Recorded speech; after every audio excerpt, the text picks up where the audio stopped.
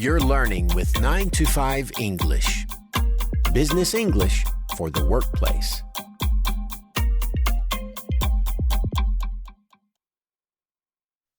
Hi, Tim here with another 9 to 5 English lesson. In today's lesson, we're going to learn how to express doubt in English. Have you ever been in a meeting when someone says something and you think, I'm not really sure about that? You might be unsure about whether it's true or whether it's a good idea. We call that feeling doubt. And it's important that you are able to express doubt confidently and politely. Now, if you're a little bit unsure of something, you can use the expression I just used and say something like, I'm not really sure, or I'm not 100% sure. Or you could say very directly, well, I have a few doubts. Another way to express doubt is with a question, like, are you certain that would work? Just by asking the question, you are telling people you have doubts. Let's try a bit of practice with some of these ways of expressing mild doubt. Listen to each example, then repeat it yourself. Ready? Let's get started.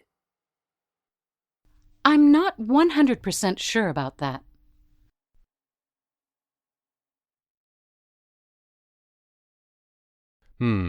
Well, I have a few doubts.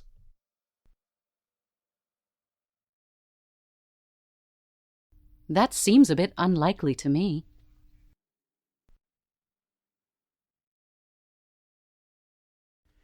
Are you certain that would work?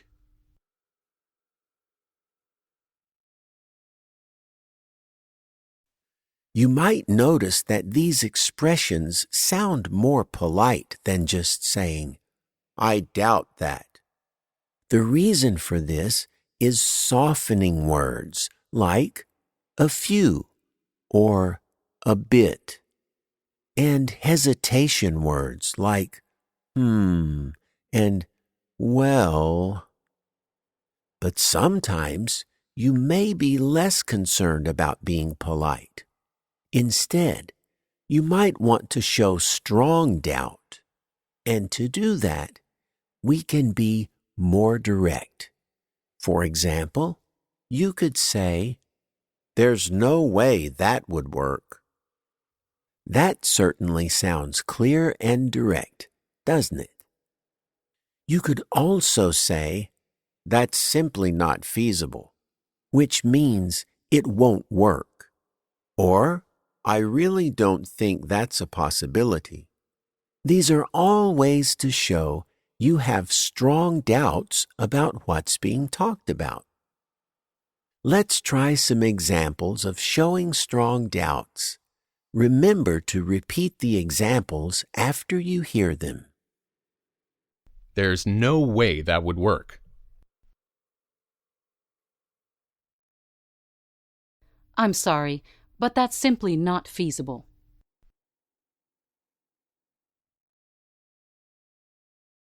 I seriously doubt it.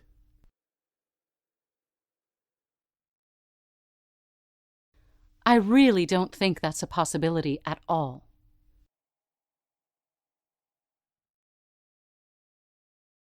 These are strong and direct expressions, but you did hear one common way to make them a bit more polite.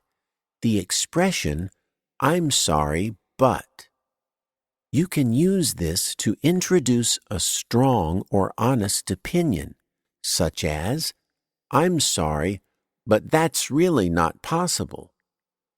Now, what if you don't have strong doubts and you're simply unsure which of two competing ideas or positions you support?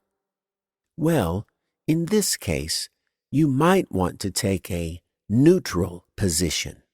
If you're neutral, it means you haven't decided yet, or you don't want to commit to one side. In this case, you might say, I could go either way, or I can see both sides of this issue. Another way to express this idea is with the idiom, I'm on the fence about it. That simply means you're not on one side or the other, but right in the middle. How about some practice with these expressions? Once again, repeat the examples after you hear them. I could go either way on this.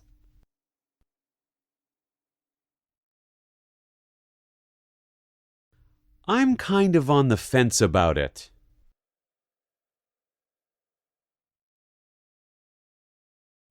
I guess we'll just have to wait and see.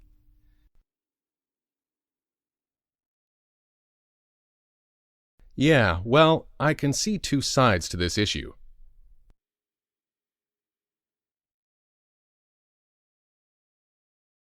Did you hear that expression, we'll just have to wait and see? That's simply a way of saying you're not ready to make a decision yet because you need more information or the future is uncertain. All right, we've practiced different ways of expressing doubt. But how does this sound in a conversation? Let's listen to a short dialogue between Nick and Kendra. Nick is suggesting ways of reducing costs, and Kendra is expressing doubt. One way to reduce costs is to get a smaller office. I'm not 100% sure about that. Well, we could cut staff instead. I'm sorry, but that's simply not feasible. Now it's your turn to practice. We'll repeat the dialogue, but this time we're going to beep out the second speaker's words. You will have to say those parts yourself. Remember to start by saying, you're not 100% sure about the idea. Then say, you think Nick's second idea simply isn't feasible. Ready? Here we go. One way to reduce costs is to get a smaller office.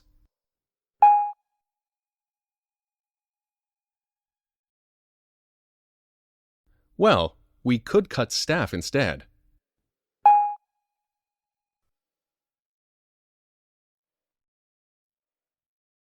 Okay, that's all for this lesson.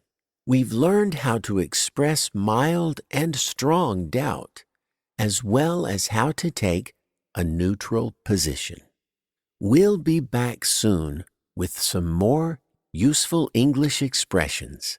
Until then, so long and happy learning.